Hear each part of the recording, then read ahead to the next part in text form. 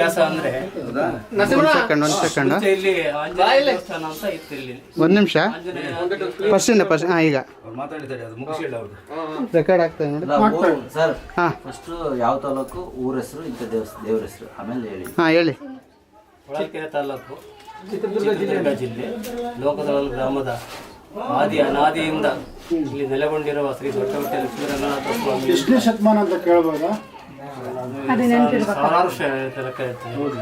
ಸಾವಿರಾರು ವರ್ಷದಿಂದ ಇದು ನೆಲೆಗೊಂಡಿರೋದು ಅಂತ ಹೇಳ್ತಾ ಇದ್ದಾರೆ. ಇದ್ರ ಹಿನ್ನೆಲೆ ಸ್ವಾಮಿ ಇಲ್ಲೇ ಬಂದು ಉದ್ಭವ ಆಗಿರೋದು. ಮುಂಚೆ ಆಂಜನೇಯ ದೇವಸ್ಥಾನ ಅಂತ ಇತ್ತು ಇಲ್ಲಿ.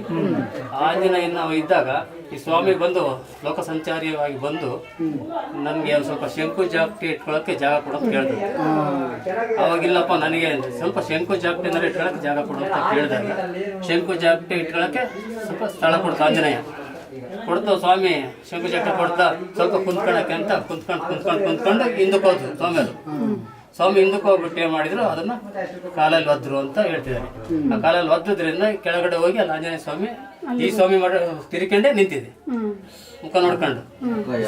ದಕ್ಷಿಣ ಭಾಗಕ್ಕೆ ಅದಕ್ಕೆ ಆಂಜನೇಯ ಸ್ವಾಮಿ ಅಂತ ನೀವು ಇದೆ. ಈ ಸ್ವಾಮಿ ಕಾಲ ಹೊಡಿತಲ್ಲ, ಆ ಸ್ವಾಮಿ ಇವ್ರಿಗೆ ಅಪೋಸಿಟ್ ನಿಂತ್ಕೊಂಡ್ರು, ನಾನು ನೋಡಿದ್ನಲ್ಲ ಅಂತಾನ ನಿಂತ್ಕೊಂಡಾಗ ಈ ಸ್ವಾಮಿ ಅವಾಗ ಈ ಸ್ವಾಮಿ ಯಾವ ಕಾರಣದಲ್ಲೂ ಈ ಪಶ್ಚಿಮ ಮುಖದ ಯಾವ ದೇವ್ರಿಗೂ ಇಲ್ಲ. ರಂಗನಾಥ ಸ್ವಾಮಿ ಅನ್ನೋ ಯಾವ ಇದರಲ್ಲೂ ಇಲ್ಲ.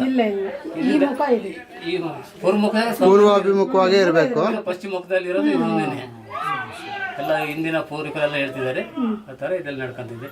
ಮೇಲೆ ಬಿಲ್ದೋಣಿ ಅಂತ ಇದೆ, ಅದನ್ನು ಬಾಣದಲ್ಲಿ ಹೊಡೆದು ದೋಣಿ ಇದೆ ಸುಮಾರು ಅಷ್ಟು ದೂರ ಅಂದ್ರೆ ಒಂದು 15 ಅಡಿ ಉದ್ದ ಇದೆ. ಬಿಲ್ಲು ಬಾಣದಲ್ಲಿ ಹೊಡೆದು ಅದು ಎಬ್ಬಿ ಇರ್ತದೆ ಅಂತ ಹೇಳಿ. ಇವತ್ತು ಅದರಲ್ಲಿ ನೀರು ಇರ್ತದೆ, ಪೂಜೆಗೆ ಅಲ್ಲೇನೆ ನೀರು ತರೋದು ಜಾಸ್ತಿನ. ಆಮೇಲೆ ಪುಷ್ಕರಣಿ ಅಂತೇಳಿ ಹೊಂಡ ಅದೇ ಅಲ್ಲಿದೆ. ಅಲ್ಲಿಂದ ಎತ್ತಾಗಿ ಭಕ್ತಾದಿಗಳು ಒಬ್ರಿಗೊಬ್ರು ಹೋಗ್ಬಿಟ್ಟು ಹಿಂದೆ ಇದಕ್ಕೆ ತಿರುಪ್ತಿಗೆ ಹೋಗ್ಬೇಕಾದ್ರೆ ಮುಂಚೆ ಇಲ್ಲಿ ತಗ್ಗಿದ್ರಂತೆ ನಮ್ಮ ಲೋಕದೊಳಲು ಗ್ರಾಮದಲ್ಲಿ.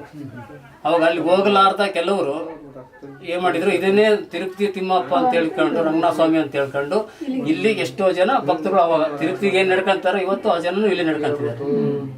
ಇಲ್ಲಿ ನೆಲೆಗೊಂಡ್ಕೊಂಡು ಅದು ಫಸ್ಟ್ನೇ ತಿರುಪ್ತಿ, ಇದು ಸೆಕೆಂಡ್ ತಿರುಪ್ತಿ ಅಂತ ಪೂರ್ವಿಕರು ಹೇಳ್ತಿದ್ದಾರೆ. ಗ್ರಂಥದಲ್ಲೂ ಇದಾವೆ, ಪುಸ್ತಕದೆಲ್ಲ ಇದಾವೆ. ನೀವು ಎಷ್ಟು ವರ್ಷದಿಂದ ಪೂಜೆ ಮಾಡ್ಕೊಂಬತ್ತೀರ? ನಮಗೆ ಗೊತ್ತೆ, ಅತ್ತ ಮುತ್ತಾಜ ತಾತಗಳಿಂದಲೂ ನಮ್ಮ ವಂಶ ಪರಂಪರೆಯಿಂದ ಬರ್ತಾರೆ. ಸರಿ ಸ್ವಾಮಿ. ಊರಲ್ಲಿ ಹೊರಟ ಸ್ವಾಮಿ ಇದೆ, ಅದಕ್ಕೆ ಜಾತ್ರೆಗಳು ಏಪ್ರಿಲ್ ತಿಂಗಳಲ್ಲಿ ಹುಣ್ಣಿಮೆ ದಿನ ಆಗುತ್ತೆ. ಯುಗಾದಿ ಹಬ್ಬದ ಹುಣ್ಣಿಮೆ ಆಗುತ್ತೆ, ರಥೋತ್ಸವ.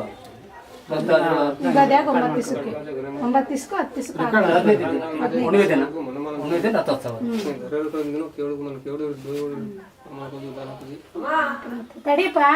ಯುಗಾದಿಯಾಗಿ ಹುಣ್ಣಿಮೆ ದಿನ